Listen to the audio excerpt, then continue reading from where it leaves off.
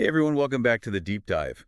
Today we're going to be tackling a topic that seems to be everywhere these days: manifestation.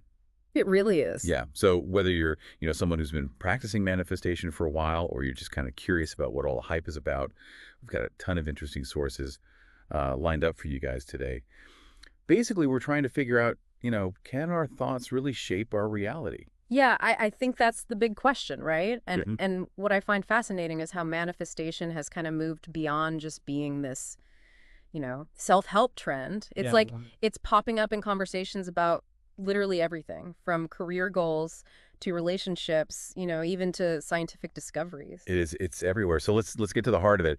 What exactly are we talking about when we say manifestation? Right? So our sources define it as the idea that our thoughts, our beliefs, and the energy that we put out can actually shape the world around us. That's a pretty powerful concept. Yeah, it is. And they throw around some pretty interesting terms like the law of attraction, Mm-hmm. which is the belief that positive or negative thoughts bring positive or negative experiences into your life. Right. So it's all about bringing your desires into being, Yeah. but not just by, sitting around and wishing for them. Exactly. It's about aligning your mindset, your emotions, and your actions. It's about taking action. Yeah. Yeah. But is it really that simple? Can we really just think things into existence? Well, it's definitely not as easy as just, snapping your fingers and having whatever you want appear. Right.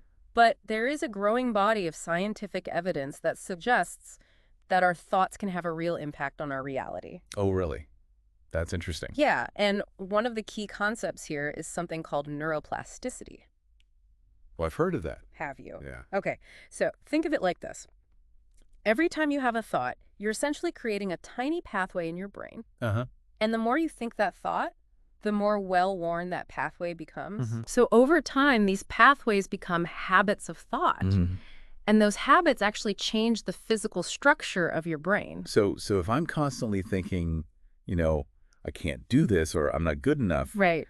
I'm actually reinforcing a pathway in my brain that makes it harder to believe in myself. Exactly. You're essentially training your brain for failure. Oh, wow. But the good news is it works both ways. Okay. If you focus on positive thoughts like, I am capable, I am worthy, Mm-hmm.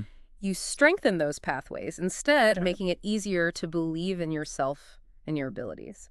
So it's like training your brain for success. So it's kind of like, with anything else, the more you practice, the better you get. Exactly. And there's another piece of evidence that I think really brings this home, the placebo effect. Okay, the placebo effect always felt a little mysterious to me. Tell me more about that. Sure. So imagine this. You take a pill believing it's a powerful painkiller. Okay. But even though it's just a sugar pill, you actually experience a reduction in pain. Yeah, so our source explains that this happens because your belief triggers a cascade of physiological changes in your body. Really? Yeah, your brain releases endorphins, which are natural painkillers, and you actually start to feel better. So it's not just in our heads. Our beliefs can have a real measurable impact on our physical bodies. Precisely. And this is a huge part of what manifestation is about. It's recognizing that your thoughts and beliefs have power, and then harnessing that power to create the life you want. That's powerful. But this is crucial. Our sources are clear that it's not passive wishing.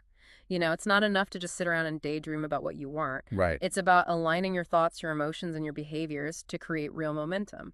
So it's less about sitting on the couch, visualizing $1 million, and more about taking action to make it happen. Exactly. You have to put yourself out there, take risks, be open to opportunities. Wow. It's like our source says, your mind is a magnet, and what you focus on, you attract. I love that analogy.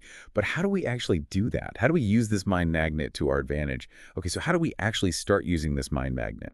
Like, is there a step-by-step guide to manifestation? Well, you're in luck, because one of our sources actually lays out 5 key steps for effective manifestation. Okay, I'm ready. Give me the steps. All right, so step 1, it's all about clarity. Clarity. You have to be crystal clear about what it is you want to manifest. Okay. It's like setting a destination in your GPS, Oh, If you don't know where you're going, how are you going to get there? right. That makes total sense. Yeah. So no vague wishes like, I want to be happy. We need to be specific about what we're aiming for. Exactly. Instead of just happy, think about what that actually looks like in your life. Mm. Is it a fulfilling career? A loving relationship? Maybe it's financial freedom, or, the ability to express yourself creatively, Oh, yeah. really get granular with it. Like, what does that happiness look like, feel, even smell like? I like that. Okay. I can see how that level of detail would be important. Yeah. So once we have that clear vision, what's next? All right, so step 2. This is where the fun begins. It's visualization. Ooh, visualization. Yeah. Close your eyes and imagine yourself living that reality. Like, engage all your senses. Feel the emotions, the excitement, the gratitude. And our source really emphasizes this. The more vivid you make this mental picture, the more powerful it becomes. I love that. I'm a very visual person, so this step really speaks to me. But what about all those pesky negative thoughts that kind of creep in? Uh-huh. The what ifs and the I can't do this kind of thoughts. How do we deal with those? Right. That's where step 3 comes in.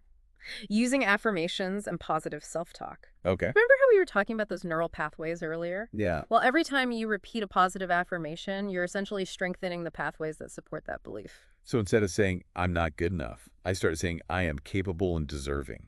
You got it. It's about consciously choosing thoughts that empower you, even if they feel a bit awkward at first. Fake it till you make it. Kinda, yeah. Okay. So we've got clarity, we've got visualization, and we've got positive self-talk. What's next? Do we just sit back and wait for the universe to deliver? Not quite. Remember, manifestation isn't passive. Okay. Step 4 is all about taking inspired action. Inspired action. Yeah, think of it like this. You've set your intention, you visualize the outcome, you're speaking to yourself positively.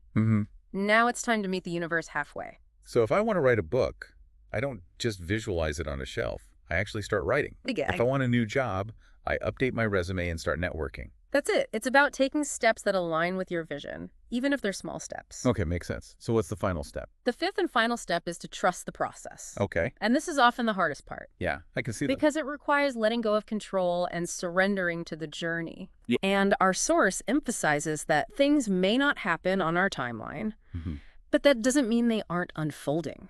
Sometimes the universe has a different plan, a better plan than what we originally envisioned. I can see how that would be a challenge, especially for people who like to have everything planned out. Right. But I guess there's also a certain beauty in surrendering to the unknown, right? Absolutely. Think of it like planting a seed. Okay.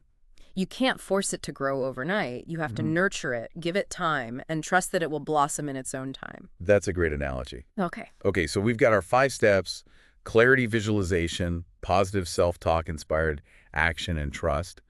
But our source also talks about some common pitfalls that can trip people up on their manifestation journey. Right. What are those? What do we need to watch out for?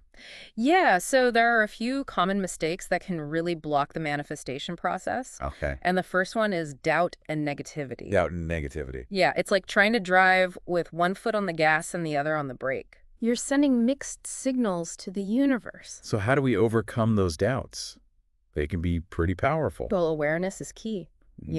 Start by noticing your negative thoughts without judgment, Okay. and then consciously choose to replace them with those positive affirmations. Hmm. It's like weeding a garden. Okay. You pull out the weeds, the negative thoughts, to make room for the flowers, the positive thoughts to bloom. I love that. Okay, what's the second pitfall? The second one is impatience. Impatience. We live in a world of instant gratification. That's right. So it's natural to want results quickly. Yeah. But manifestation is a process, and it often takes time for things to unfold. So no overnight miracles. Well, while there are always exceptions, Right. it's generally about playing the long game, Mm-hmm. Trust that things are happening behind the scenes, even if you can't see them yet. So patience is a virtue. Mm-hmm. What's the third mistake that people often make? The third pitfall is focusing on lack. Focusing on lack. If you're constantly thinking about what you don't have, you're actually attracting more lack into your life. It's like that saying, what you resist persists. Okay, so instead of dwelling on what's missing, we should focus on what we're grateful for. Exactly. Gratitude is a powerful tool for shifting your energy from lack to abundance. It's about appreciating what you already have, which opens the door for even more good things to flow into your life. I like that. This is all making so much sense. But I'm curious, our source mentions that manifestation isn't just about, those big life-changing goals. Right. It can also work for smaller things, right? Absolutely. Yeah. Think about all those times you've thought, I really need a parking spot. And then, boom, one magically appears right in front of you. Right. Or when you were thinking about an old friend and then suddenly they call you. Exactly. That's small-scale manifestation in action. Wow. I never thought about it like that. So we're actually manifesting all the time, whether we realize it or not. That's right. And that's actually a really empowering thought. It is. It means that even in the everyday moments, we have the power to shape our reality. This has been so insightful, but one question keeps popping into my head. We've talked a lot about how to manifest the things we want, but what about the things we don't want? Right. What if we're unconsciously manifesting negative experiences? How do we stop that? That's a fascinating question. And it's a perfect example of how manifestation can work on multiple levels. Yeah, so we're manifesting even when we don't know it. But how do we make sure we're not accidentally attracting, like, bad stuff, things we don't want? Right. Well, it gets pretty interesting here. Our source doesn't go into a ton of detail about this, Mhm. but it does suggest that a lot of what we manifest unconsciously comes from, those deeply held beliefs and patterns of thought that we all have. Oh, okay, so those limiting beliefs we talked about earlier, Yeah. like the I'm not good enough or, I always fail, Yeah, those could actually be setting us up for negative experiences. exactly. It's like having a program running in the background of your mind that's attracting situations that confirm those beliefs. That's kind of scary, to be honest. Ah. But it also makes a lot of sense. So how do we change those subconscious patterns? Like, how do we even start? Well, the first step is awareness. Just start paying attention to your thoughts and notice any recurring patterns or beliefs that might be holding you back. Okay. Journaling can be really helpful for this. It allows you to kind of see your thoughts on paper and identify any negative themes. So it's about becoming aware of those subconscious programs that might be running the show without us even realizing it. Exactly. And once you're aware of them, you can start to challenge them and reframe them. Mm-hmm. That's where those affirmations and positive self-talk practices come in handy again. So if you notice a pattern of thinking like, I always mess things up, Right? you can start consciously replacing that thought with, I am capable and I learn from my mistakes. Exactly. And the more you practice this, the more you'll start to shift those underlying beliefs and patterns. Okay. So in a way, manifestation's about taking control of our inner world, our thoughts, our beliefs, our emotions, Yeah. and using that to create the outer world that we desire. That's a great way to put it. It's about recognizing that we're not just victims of circumstance, but active creators of our reality. Wow. This has been such an eye-opening deep dive. We've gone from the basics of what manifestation is to the science behind it, the practical steps, the common pitfalls. We even touched on like the power of our subconscious minds. Yeah. It feels like we've just scratched the surface. There's always more to explore. Yeah. But I think we've given our listeners a really solid foundation Yeah. for understanding the power of manifestation and how they can start using it in their own lives. Absolutely. Yeah. And the key takeaway for me is that it's not about magic or, wishful thinking. Right. It's about aligning your thoughts, your emotions, and your actions to create the life you want. And it starts with believing that you have the power to do so.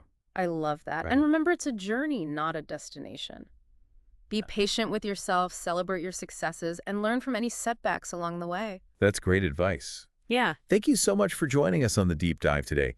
We hope you found this exploration of manifestation insightful and empowering. Yeah, thanks for having me. And we hope you'll continue to explore this fascinating topic and discover the incredible power that lies within you. Absolutely. Until next time, keep diving deep and keep manifesting the life of your dreams.